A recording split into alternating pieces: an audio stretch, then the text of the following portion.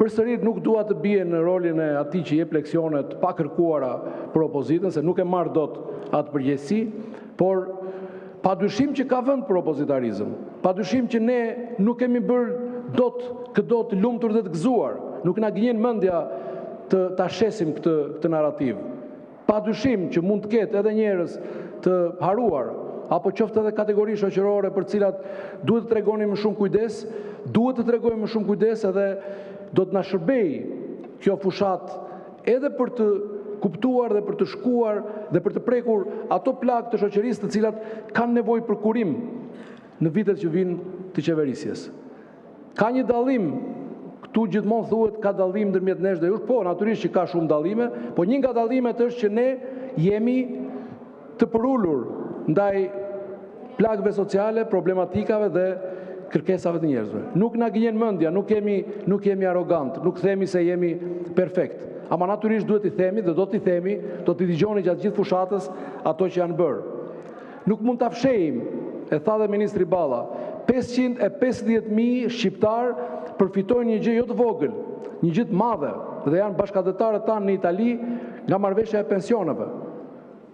Proceset tanë në Greqi, është kërkesë e tyre, besoj ja u kanë thënë edhe ju në takimet në diasporë, ne po punojmë, ka një grup pune të ngritur, vullneti politik është i padiskutueshëm nga ana jonë, presim që të ketë progres, edhe padyshim t'i arrim edhe me Greqinë, është sfidë më e madhe mbase se marrëveshja e pensioneve me Italinë, por do t'i arrim, jam i bindur që do t'ja japim këtë mundësi të njohjes pensioneve dhe bashkëdhetarëve tanë në Greqi.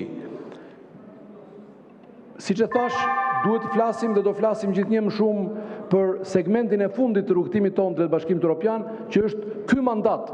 Për fat keq, flasim pak dhe ne duhet të debatojmë shumë pikërisht për këtë çështje, se dhe ju mund të keni ide të mira se si mund të përshpejtohet ky proces, se si mund të shfrytëzohet më mirë gjeopolitika dhe dinamika aktuale. Janë dritare që janë hapur aktualisht 6 miliardë është plani, e di Orida më mirë se unë, plani i rritjes për bashkimin për Ballkani Perëndimor, nga të cilat ne sa më shumë të bijem dakord për të bërë ligje të mira, aq më shumë do të përfitojmë. Sa po të jemi antarë të Bashkimit Evropian, vetëm bujqësia do të përfitojë shtesë 300 milion euro në vit.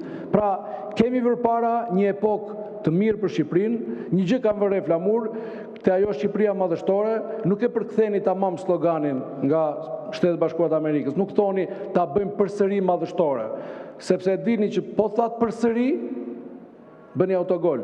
Se shqiptarët do thonë, po kur ka qenë madhështore në kohën tuaj, çfarë ka qenë, dhe do kujtohen ato shifrat edhe rekordet tuaja jo dhe aq pozitive, ndaj ta vënë duke flamur që me shumë zgjuarsi e keni hequr fjalën përsëri dhe thoni vetëm do ta bëjmë madhështore. Në 11 maj votoni Partinë Socialiste të vazhdojmë punën dhe t'i lëmë njanë këto fantazit e flamurit edhe të shokëve të tij. Flamur Noka për replik dhe Jorida Tabaku.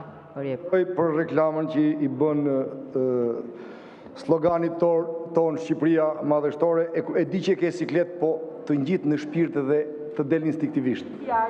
Por ama, shiko prit, ndërkohë që po flisje ti, një qytetar në Tiranë afroi kamerën, çfarë pankarte ka varur në balkon. Nuk ka shtet. Kjo është simbolika juaj. Në Shqipëri me ju nuk ka shtet. Ka horra, ka bandit, ka delikuent, ka hajdut, ka gjithë, por nuk ka shtet. Tani Niko, do ta bëjmë Shqipërinë sërish madhështore. Ishte madhështore ardhja e presidentit Bush në Shqipëri dhe nga ku shpall pavarësia e Kosovës. Madhështore është madhështore antarësimi i Shqipërisë në NATO, Niko, dhe liberalizimi vizave, Niko, është madhështor, Niko. Por sigurisht, Niko, ka dhe shumë të tjera, sepse ne divishuam rrogat dhe pensionet, ju as indeksim. Ne bëm 11.000 kilometra rrugë dhe autostrada dhe tunele, bashkuam Shqipërinë me Kosovën, por ju keni rrugët e Salillarit, që ndërtoni ditën e ju prishe natën. Dhe nuk keni guxuar të artikuloni asi gjë për rrugët. Pse? jeni në kolaps. Po, Niko, ndërtuam, rekonstruktuam dhe rindërtuam 1100 shkollane. Ju i keni ndërtuar në shkollë me 3 fishin e vlerës që ndërton Bashkimi Evropian, se keni vjedhur, Niko. Ndërsa ne i ndërtoni me minimumin, me dyshemen e Bashkimit Evropian. Ky është ndryshimi.